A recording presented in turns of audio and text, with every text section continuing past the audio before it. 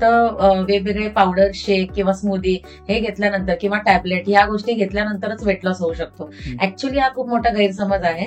माझा युएसपी हा आहे की मी कोणतेही स्मूदी, शेक, कोणतेही टॅबलेट किंवा कोणतेही फॅन्सी डाएट जसे की चिया सीड, ब्रोकोली, कोणतेही पॉरिज वेगवेगळ्या प्रकारचे असे पदार्थ देत नाही. स्वतःवरती थोडेसे रिस्ट्रिक्शन्स ठेवायचे की तुम्ही आठवड्यातून किंवा 10 दिवसातून एकदाच मी फास्ट फूड खाणार आहे. एवढ्या जर छोट्या छोट्या टिप्स तुम्ही फॉलो केल्या तर तुमचं वेट मेंटेन राहतं.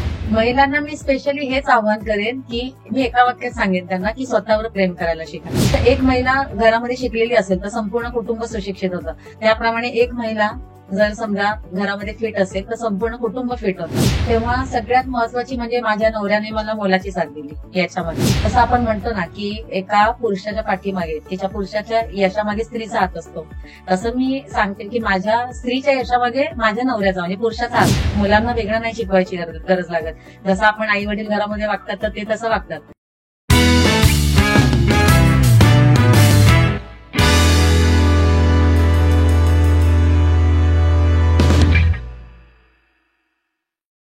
हॅलो, हाय, नमस्कार.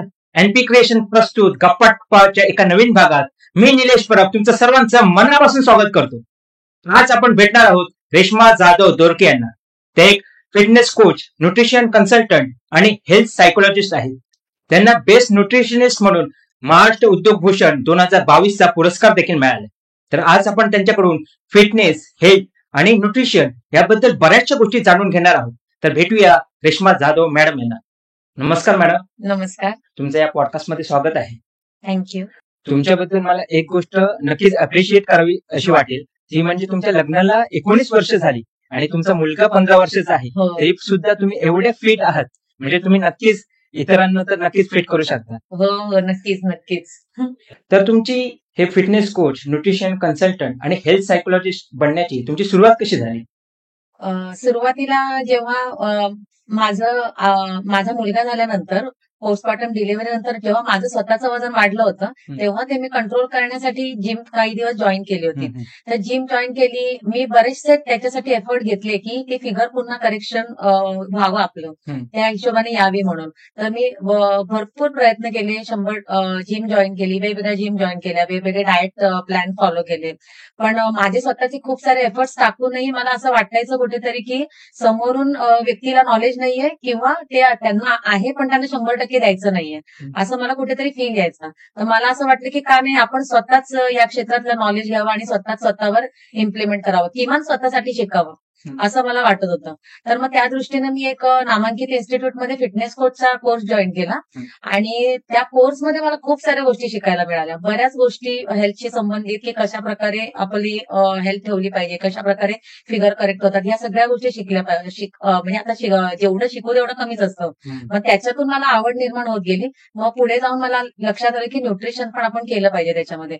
मग मी सावित्रीबाई फुले पुणे युनिव्हर्सिटीमधून प्रॉपर न्यूट्रिशनिस्टचा डिप्लोमा केला न्यूट्रिशन अँड डायटिक्स मध्ये.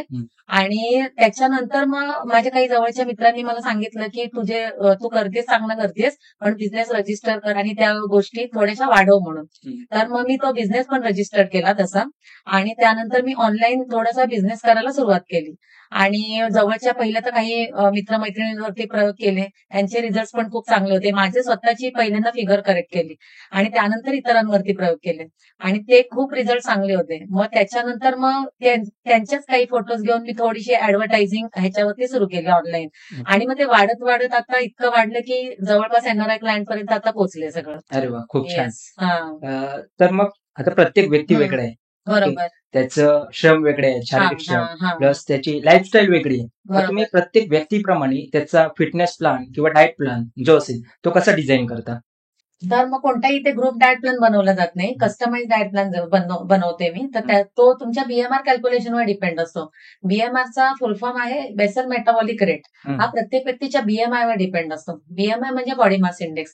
हा प्रत्येक व्यक्तीच्या हाईट एज वेटवर डिपेंड असतो आणि त्यानुसार कॅलरीज कॅल्क्युलेट करून प्रत्येकाचा डाएट प्लॅन हा वेगवेगळा बनवला जातो. आणि त्याच्यामध्ये प्रत्येक व्यक्तीचे कोणाचे काही हेल्थ प्रॉब्लेम असतील किंवा कोणाचं रुटीन वेगवेगळे असतात. जसं काही पोलीस क्लायंट आहेत, काही डॉक्टर्स क्लायंट आहेत, काही नर्सेस आहेत ज्यांच्या नाईट शिफ्ट असतात. नाईट शिफ्ट मध्ये कधी कधी ते रात्री 2ला उठून जेवतात. मग त्यांचा तो तसा सगळा प्रोग्राम बघून त्यानुसार डाएट प्लॅन कस्टमाइज प्रत्येकाच्या टाइमनुसार बनवला जातो. ओके. आता वेट लॉस बद्दल लोकांच्या मनात खूप साऱ्या गैरसमजुती आहेत. हा हा कारण खूप लोक वेट लॉस साठी ही पावडर घ्या, ह्या पावडरने तुमचा हा, वेट लॉस होईल बरोबर किंवा पर्टिक्युलर हाच डाएट फॉलो करा तुम्ही, तुमचा वेट लॉस होईल असं सांगतात. पण असं होतं बऱ्याच वेळा की तो डाएट खूप असा कॅल्क्युलेटेड असतो किंवा काही गोष्टी ज्या इथे मिळत नसतात त्या असतात बरोबर आणि लोकांना तो डाएट सस्टेन करता येत नाही. मग लोक ती जर्नी सोडून देतात आणि त्यांचं वेट लॉस करायचं स्वप्न राहून जातं किंवा त्यांना असं वाटतं हे पॉसिबलच नाही. तर तुम्ही रोजच्या खाण्याच्या पदार्थांमधून तुम्ही वेट लॉस कसं करू शकता याबद्दल जरा सांगाल का? हा, म्हणजे कसं आहे की हा गैरसमज आहे लोकांचा की फक्त वेगवेगळे पावडर, शेक किंवा स्मूदी हे घेतल्यानंतर किंवा टॅबलेट या गोष्टी घेतल्यानंतरच वेट लॉस होऊ शकतो. ऍक्च्युली हा खूप मोठा गैरसमज आहे. तुमच्या रोजच्या जेवणातून पण वेट लॉस होऊ शकतो. पण रोजच्या जेवणामध्ये काय असतं की काही ठराविक पदार्थ असतात की ज्याच्यामध्ये जसं मी मगाशी म्हटलं की बीएमआर कॅल्क्युलेशनवर डिपेंड असतं प्रत्येकाच्या. त्यानुसार कार्बोहायड्रेट वेगळे असतात, डायटरी फॅट्स वेगळे असतात, प्रोटीनची क्वांटिटी प्रत्येकाच्या शरीराला लागणारी वेगळी असते. तर ते कॅल्क्युलेशन करून त्या कॅल्क्युलेशन मध्ये बसणारे भारतीय पदार्थ त्याच्यातून डाएट प्लॅन बनवते मी.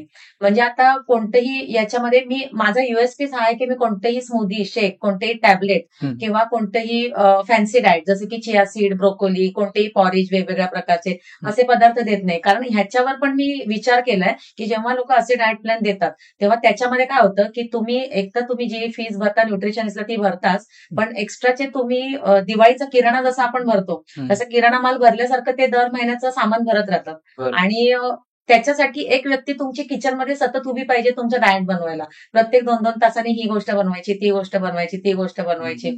तर त्या सगळ्याची काहीच गरज नाहीये. मी हे सगळं काहीच करत नाहीये. मी तुम्हाला सिंपल घरातले चपाती, भाकरी, भात यातून डाएट प्लॅन असतो तुमचा. पण त्याची क्वांटिटी ही प्रत्येकाच्या बीएमआर वर मी जसं सांगितलं तसं डिपेंड असते.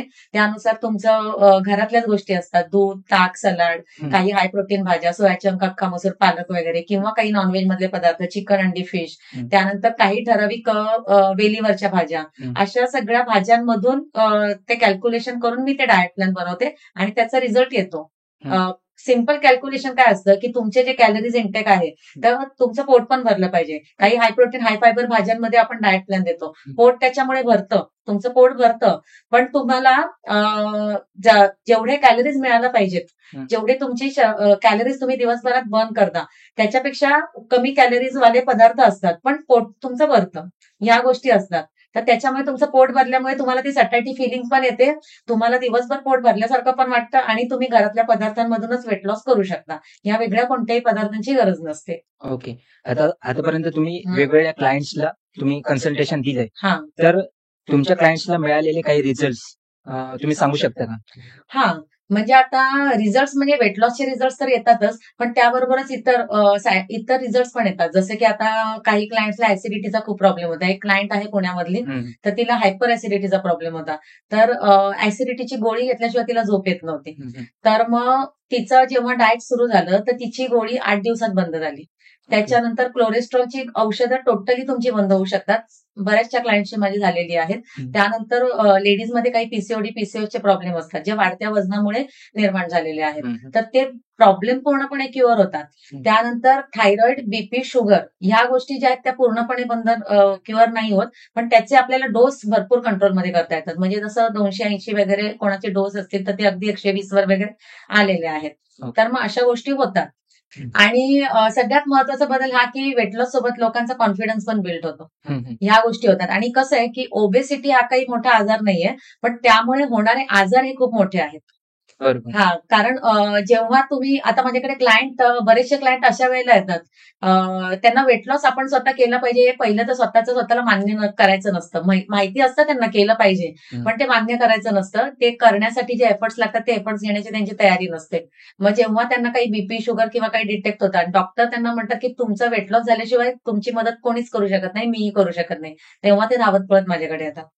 मग तसं त्या लेवलपर्यंत तुम्ही वाट नका बघू. मला क्लायंटला एवढंच म्हणायचंय की त्या लेवलपर्यंत, ती वेळ येईपर्यंत तुम्ही वाट नका बघू.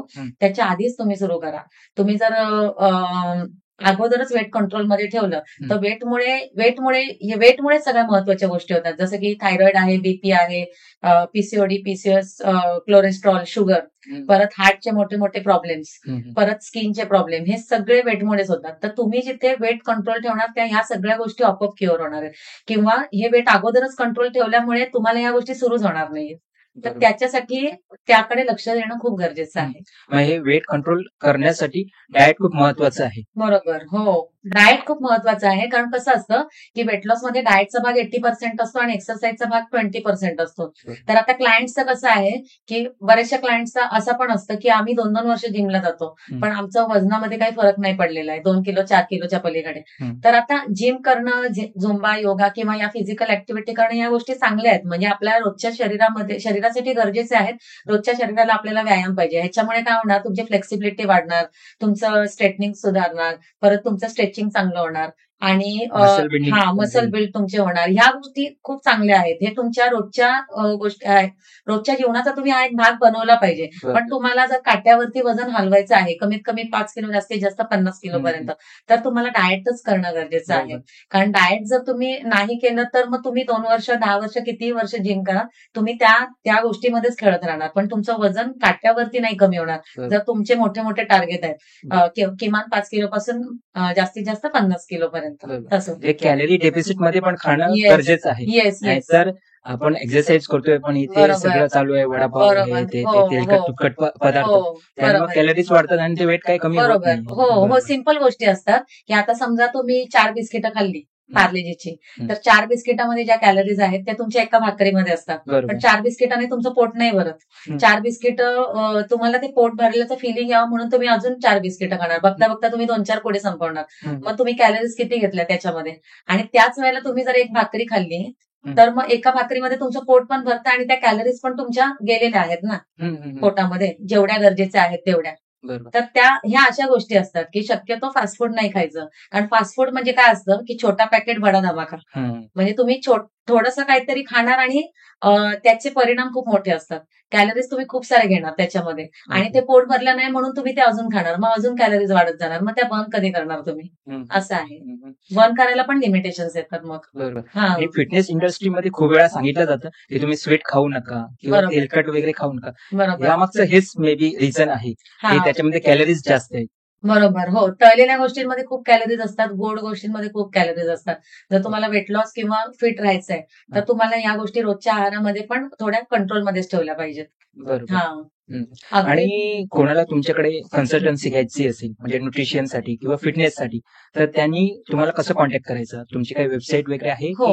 हो, आमची वेबसाईट आहे, परत माझा नंबर आहे 9637270090. ओके. या नंबरवरती कॉन्टॅक्ट करू शकता तुम्ही. परत आमच्या वेबसाईट आहेत, सोशल मीडियाचे FBचे लिंक आहेत, इंस्टाग्रामचे लिंक आहेत, तर त्याच्यावर तुम्ही कुठूनही कॉन्टॅक्ट करू शकता केव्हाही. तर मॅडमचे सगळ्या सोशल मीडिया हँडल्स किंवा त्यांच्या ज्या लिंक्स आहेत ना, ते या व्हिडिओच्या डिस्क्रिप्शन मध्ये असतील, तुम्ही जाऊन ते चेक करू शकता. तर हेल्दी बॉडीसाठी शारीरिक व्यायाम गरजेचा आहे, त्याप्रमाणे न्यूट्रिशन खूप महत्वाचं आहे, जसं तुम्ही आता बोललात.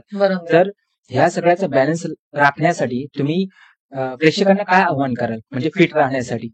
कारण जर बॉडी फिट नसेल तर आपण खूप साऱ्या आजारांना आमंत्रण देतो. कारण एक ओबेस बॉडी असेल ना, तर ती मेन कारण असू शकते बऱ्याच साऱ्या आजारांचं. तर त्याबद्दल तुम्ही प्रेक्षकांना काय सांगाल?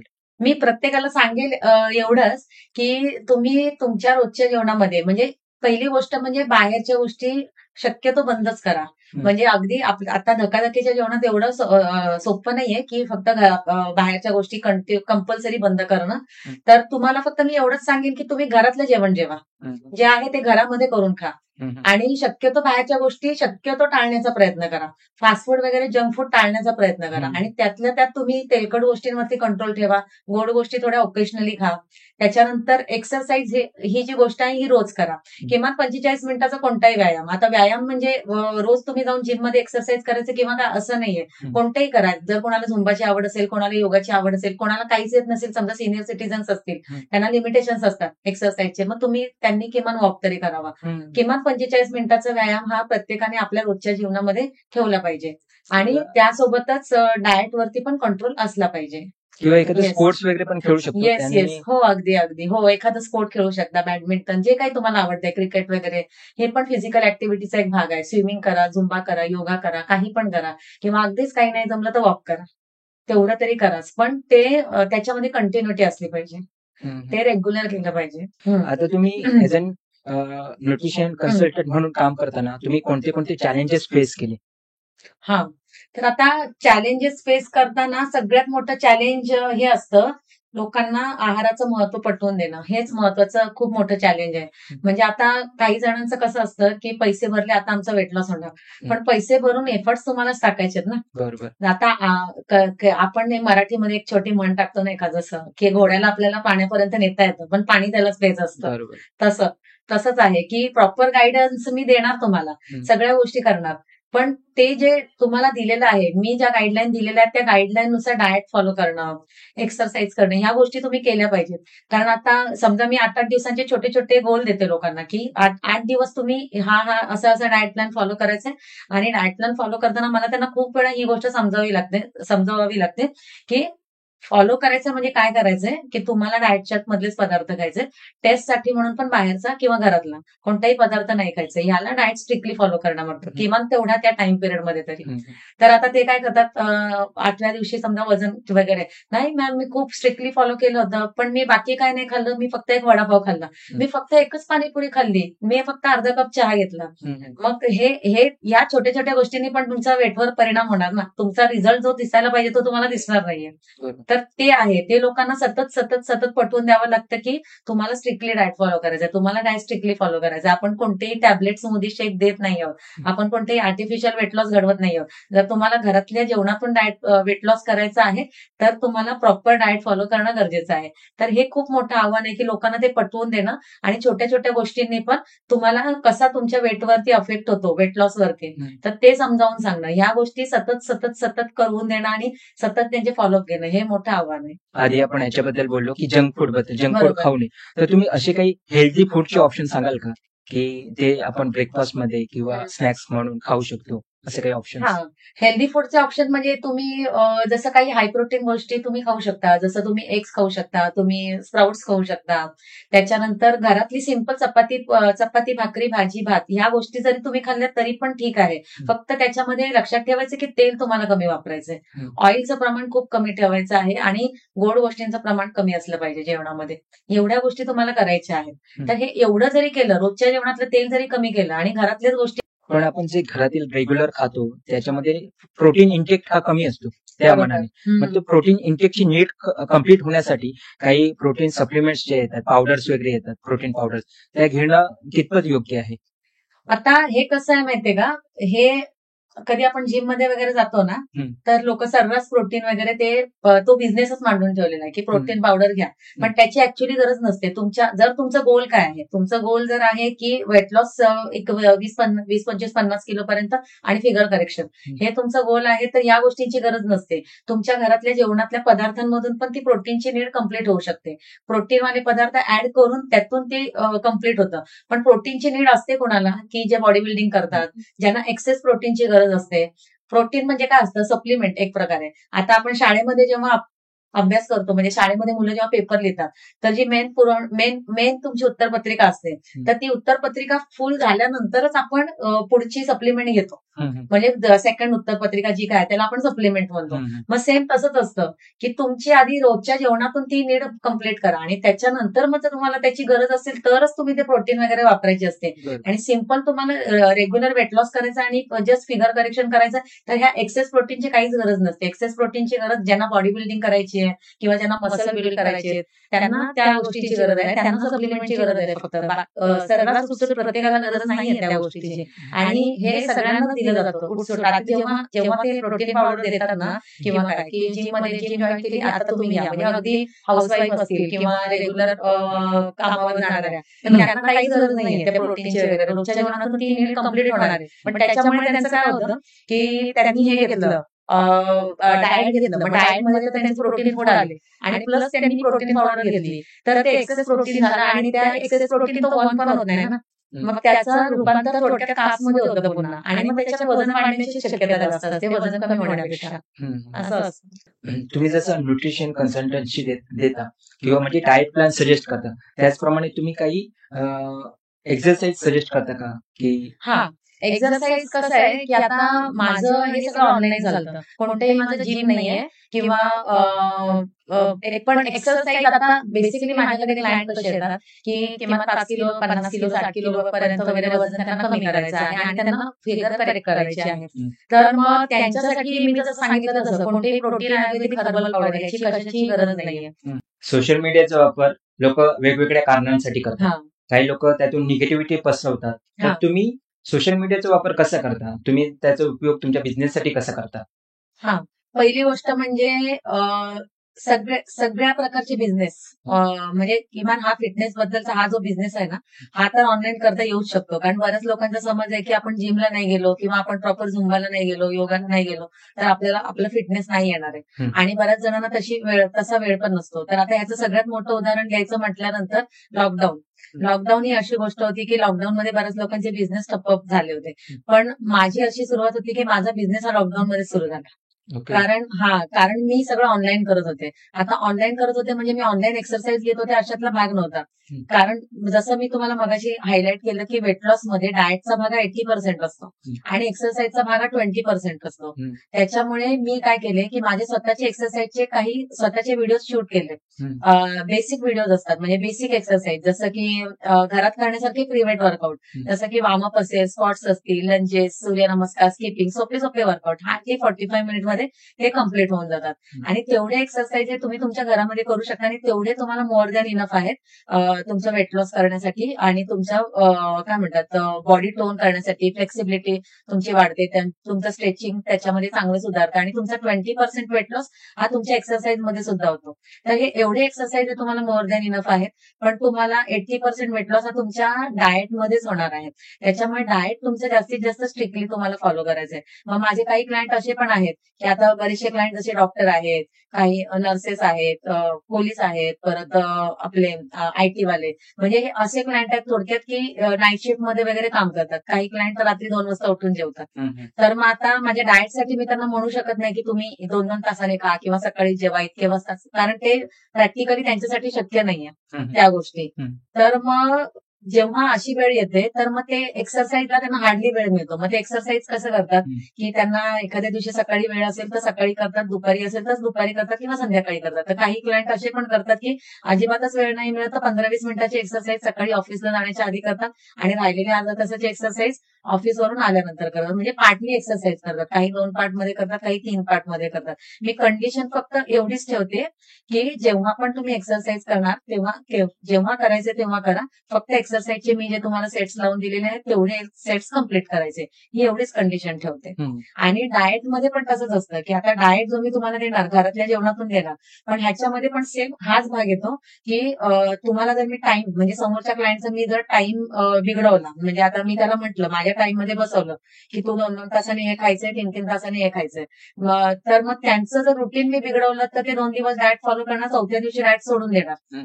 मग मी समोरच्या क्लायंटचं रुटीन ब्रेक होणार नाही याकडे लक्ष देते. मी काय करते, डाएट प्लॅन एक रॅन्डमली सकाळ दुपार संध्याकाळ रात्र असं 4 वेळेचा देते. पण मी कंडिशन काय ठेवते की तुम्हाला जर 2-2 तासांनी खायचंय 2-2 तासांनी खा, दिवसातून 4 वेळा खायचंय, 4 वेळा, 6 वेळा, 8 वेळा, 10 वेळा, किती वेळा खा, जेव्हा तुम्हाला भूक लागते तेव्हा खा, जेव्हा तुम्हाला वेळ असेल तेव्हा खा. फक्त खाताना तुम्हाला एवढंच लक्षात ठेवायचं आहे की तुम्ही जेव्हा पण खाणार आहात तेव्हा त्या डाएट चार्ट मधलेच पदार्थ खायचे, डाएट चार्टच्या बाहेरचा एकही पदार्थ नाही खायचा. म्हणजे हे एवढं फ्लेक्सिबल मी करून ठेवलेलं आहे. आणि ते फ्लेक्सिबल केल्यामुळे त्याचा फायदा क्लायंटला पण होतो, त्यांना ते सोपं वाटतं करायला, फॉलो करायला. आणि त्याच्यामुळे माझा ऍक्च्युली या ऑनलाईन मध्येच माझा जवळपास आता सगळ्यात मॅक्झिमम मला 58 किलोचा रिझल्ट आहे. 58 किलोचा. कोणतेही प्रोटीन आयुर्वेदिक कोणतेही सप्लिमेंट टॅबलेट शिवाय हा रिझल्ट आलेला आहे. 58 किलोचा म्हणजे 58 केजी, म्हणजे एवढे वेट लॉस झालेला आहे. एवढं वेट लॉस झालेलं आहे. 58 केजी वेट लॉस झालेला आहे आणि हार्डली 8 ते 9 महिन्यामध्ये. अरे वा, खूप छान. येस, खूपच छान. मग हे तुम्ही ऍज अ फिटनेस कोच म्हणून कधीपासून तुमची सुरुवात झाली? ही सुरुवात तशी लॉकडाऊन मध्येच. अच्छा, जसं म्हणजे हे सुरुवातच मी ऑनलाईन केली. मी काहीच ऑफलाईन नाही केल्या गोष्टी कधीच. ओके. मग हा. आतापर्यंत तुम्ही किती क्लायंट्सला सर्व्हिस दिली? आतापर्यंत माझे 800+ क्लायंट झालेले आहेत. अं, आणि हे ऑनलाईन असल्यामुळेच ऍक्च्युली ऑनलाईन लोकांना वाटतं की ऑनलाईन किती बिझनेस होणार, काही गोष्टी समोरच बोलल्या पाहिजेत. पण ऑनलाईन होतो कारण ह्या ऑनलाईनमुळेच मी जगभरात माझ्या हिशोबाने जॉईन झालेली आहे. म्हणजे NRI क्लायंट आता माझ्याकडे आहेत. ओके. जसं की युकेचे आहेत, जांबियाचे आहेत, युएसचे आहेत, साऊथ आफ्रिकेचे आहेत, ऑस्ट्रेलियाचे आहेत, युरोपचे आहेत, अंटार्क्टिकाचे आहेत, आयलँड डब्लिंगचे आहेत. तर या एवढ्या सिटीज मधले क्लायंट NRI क्लायंट आता माझ्याकडे आहेत, करंटली माझ्याकडे चालू आहेत. अरे वा, खूप Yes. छान. हं. मस्त. आणि तुम्ही जे म्हणालात की तुमच्या युट्यूब चॅनलवरती तुमचे एक्सरसाइजचे व्हिडिओज आहेत, म्हणजे बरोबर. जर कोणाला ते एक्सरसाइज फॉलो करायचे असेल तर ते तुमचे व्हिडिओ हो, तिथून बघू हो, हो, शकतात. हो, हो, तुमच्या अगदीच युट्यूब करू शकता. चॅनलचं नाव काय? Fitness Naturo. ओके. हा, okay. Fitness Naturo by Reshma Dorke. कोणाला फिटनेस कोच व्हायचं असेल किंवा न्यूट्रिशनिस्ट कन्सल्टंट, तर त्याच्यासाठी त्यांनी काय करायला पाहिजे? म्हणजे कोणाला फिटनेस इंडस्ट्रीमध्ये यायचं असेल तर हम्म. बेसिकली त्यांनी काय केलं पाहिजे? हा, तर पहिली गोष्ट तर मी त्यांना सांगेन की कोणत्याही आर्टिफिशियल गोष्टींकडे जाऊ नका. शक्यतो तुम्ही प्रोटीन, कोणतेही सप्लिमेंट, कोणतेही टॅबलेट ह्या गोष्टी लोकांना सुचवू नका. घरातल्या जेवणातूनच वेट लॉस, घरातल्या जेवणातलेच डाएट प्लॅन हे तुम्ही सुचवा. बऱ्याच वेळेला म्हणजे मध्ये एक चेन निघाली होती की तुमचं वेट लॉस आम्ही हे पावडर देऊन करून देतो आणि हीच पावडर तुम्ही समोर विका, हम्म. असं जे काही पर्टिक्युलर असेल ते. हम्म. तर मग ही पावडर विकणं म्हणजे न्यूट्रिशन नाहीये. हम्म. त्याच्यासाठी प्रॉपर सर्टिफिकेशन घ्या. जर तुम्हाला त्याच्यातलं नॉलेज हवं आहे तर तुम्ही प्रॉपर इन्स्टिट्यूटमध्ये जा, प्रॉपर सर्टिफिकेशन घ्या, सर्टिफाईड न्यूट्रिशनिस्ट व्हा. हम्म. असं कोणतेही पावडर किंवा कोणत्याही चुकीच्या गोष्टी, कोणतेही शॉर्टकट्स वापरू नका, ज्याचे समोरच्याच्या पण शरीरावरती परिणाम होते. बरोबर आहे, तुम्ही म्हणालात तसं की हम्म. म्हणजे प्रॉपर नॉलेज घेणं गरजेचं आहे. बरोबर. हो. कारण काही लोकांना काही माहित नसतं आणि हा. ते युट्यूबवरचे व्हिडिओज बघून किंवा हा. इकडनं तिकडनं थोडी माहिती Exactly. गोळा करून फिटनेस कोच वगैरे बनतात किंवा हो, डाएट हो. प्लॅन देतात समोरच्याला हो, आणि त्याचे एकदम वाईट रिझल्ट येतात. हो. त्यामुळे लोक पण घाबरतात. म्हणजे दुसऱ्या हो. चांगल्या डायटिशियन कडून पण ते प्लॅन घेताना ते विचार करतात की अरे हो. ह्याचा नक्की फायदा होईल की नाही. बरोबर. असं. तर मग ते एक आहे की प्रॉपर त्याचं ट्रेनिंग घेणं गरजेचं आहे हो. आणि काही गोष्टी स्वतः पण ट्राय करून बघितलं पाहिजे हो. की बाबा याचा काय रिझल्ट होईल. बरोबर आहे. एक्झॅक्टली. हो, बरोबर आहे. बरोबर. तुम्ही वेट लॉस साठी डाएट प्लॅन सजेस्ट करता किंवा डाएट प्लॅन जो देता हा. तो वेट लॉस झाल्यानंतर देखील कंटिन्यू करणं गरजेचं आहे की कसं काय? याच्यामध्ये मी एक सगळ्यांना सांगू इच्छिते की कोणताही डाएट प्लॅन ही आयुष्यभर फॉलो करण्याची गोष्ट नसते. आता आपण डाएट करतो म्हणजे काय करतो, म्हणजे मी तुम्हाला डाएट प्लॅन देते म्हणजे करते काय, तर मी तुम्हाला काय करते, तुम्हाला तुमच्या रोजच्या जेवणातून काही हाय प्रोटीन हाय फायबर भाज्यांमधून डाएट देते. आता ह्यामध्ये सगळ्या भाज्या इन्क्लूड होत नाही. आता सगळ्याच भाज्या खायचं म्हटल्यानंतर त्याला काय डाएट म्हणत नाही. सगळंच जर जेवणातलं खायचं तर असं तर आपण सगळ्या गोष्टी रोजच खात असतो. त्या सगळ्या खात असताना आपलं वेट वाढलंच नसतं.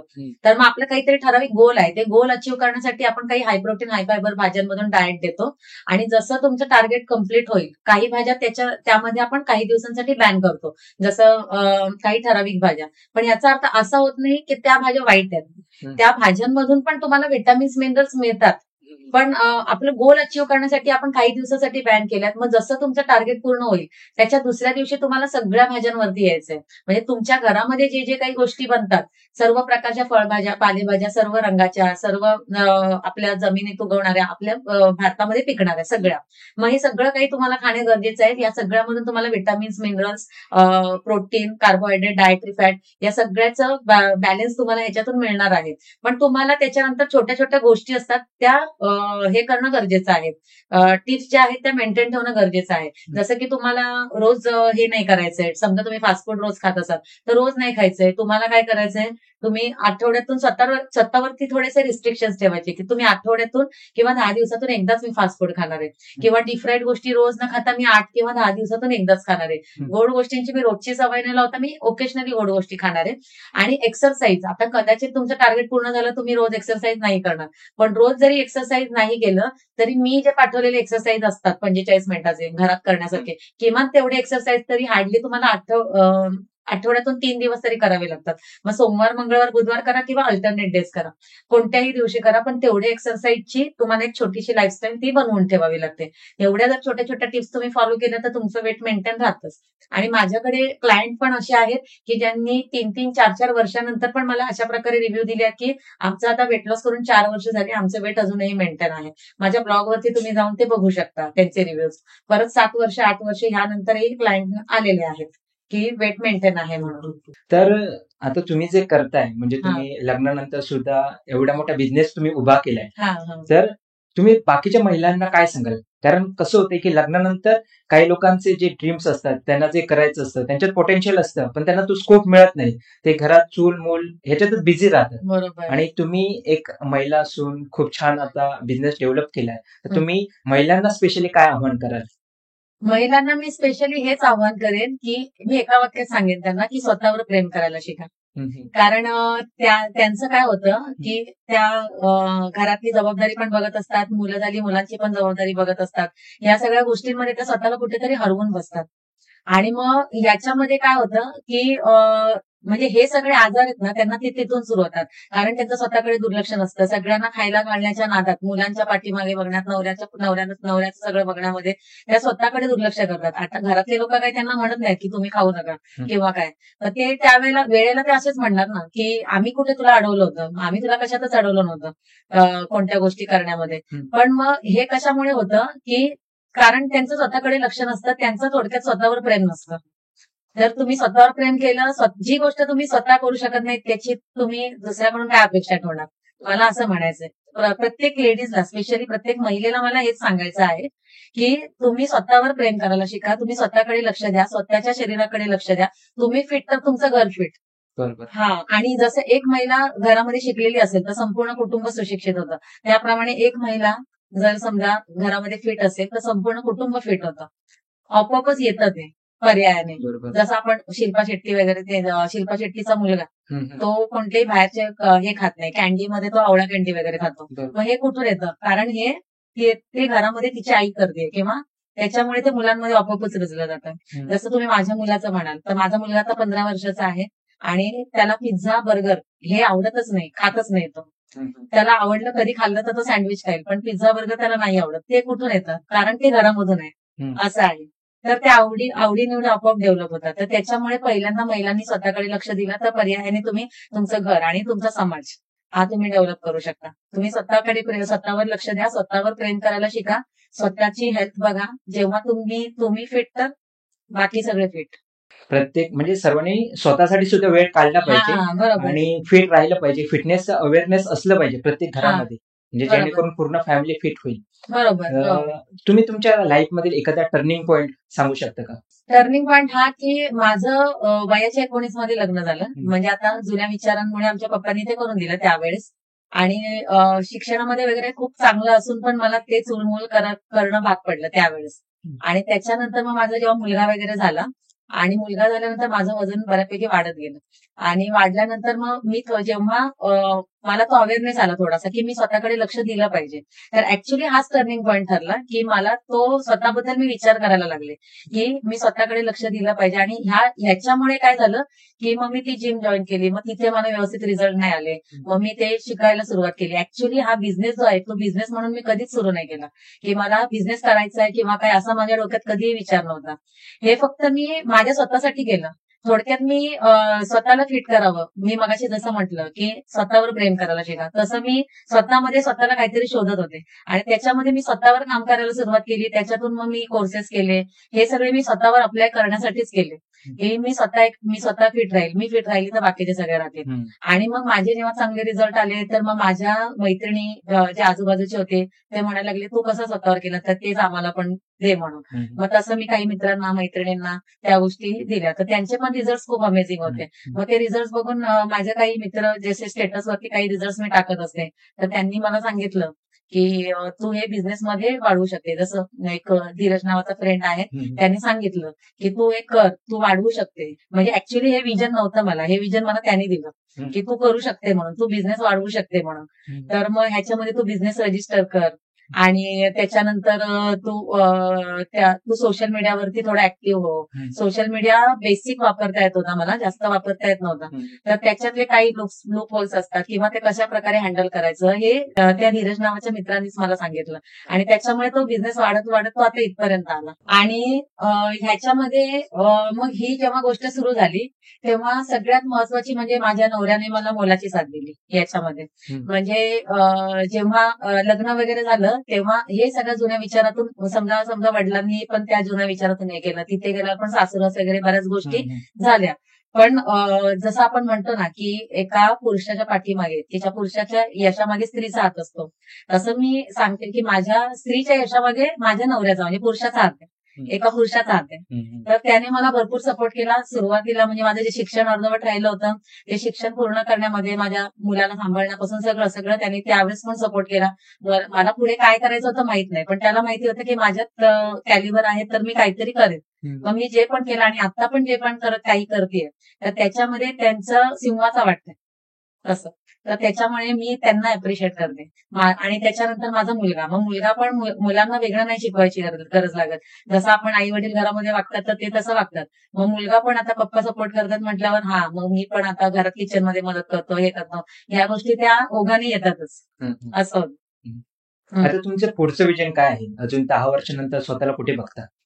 पुढचं विजन माझं हेच आहे की मला मेन म्हणजे स्त्रियांना की ज्या स्वतःचं अस्तित्व हरवून बसलेल्या आहेत चूल आणि मूल ह्याच्यामध्ये आणि कसंही स्वतःच्या हेल्थकडे दुर्लक्ष करतात घरातल्या लोकांच्या हेल्थच्या नादामध्ये. तर मग त्यांना हे करणं की त्यांना थोडंसं अवेअर करणं, स्वतःवर त्यांना प्रेम करायला शिकवणं, माझा बिझनेस वाढवणं, हे पण विजन आहेच माझं. पण अजून एक महत्वाची गोष्ट आहे की मला हे करायचं आहे की पुढे जाऊन जेव्हा माझा बिझनेस वाढेल किंवा काय मी त्या लेवलपर्यंत पोहोचेन तेव्हा मला एक युनिव्हर्सिटी काढायची आहे फक्त मुलींसाठी आणि गरीब घरातल्या मुलींसाठी, की जिथे मुलींना आता आपल्या भारतीय समाजामध्ये मुलींना एवढं स्थान नाहीये. शिक्षणाचा एका घरात एक मुलगा आणि एक मुलगी असेल तर मुलाच्या शिक्षणाकडे लक्ष दिलं जातं, मुलीच्या लग्नाकडे कसं होईल त्याकडे लक्ष दिलं जातं. त्याच्यामुळे गरीब घरातल्या आर्थिकदृष्ट्या कमकुवत गरीब घरातल्या पण टॅलेंटेड मुली त्यांच्यासाठी मला मेडिकलचं कॉलेज करायचं, कारण मेडिकलमध्ये मुलींना कोणी पाठवत नाही, तोच खर्च करायला लोक तयार नसतात. मुलांना करतील पण मुलींना नाही करत. मला मेडिकल कॉलेज काढायचं आहे आणि फक्त मुलींसाठी, तेही गरीब घरातले आणि टॅलेंटेड. तर तेच माझं विजन आहे. हो, खूप छान. धन्यवाद मॅडम, इथे वेळात वेळ काढून आलात आणि तुम्हाला तुमच्या पुढील वाटचालीसाठी खूप साऱ्या शुभेच्छा. थँक्यू.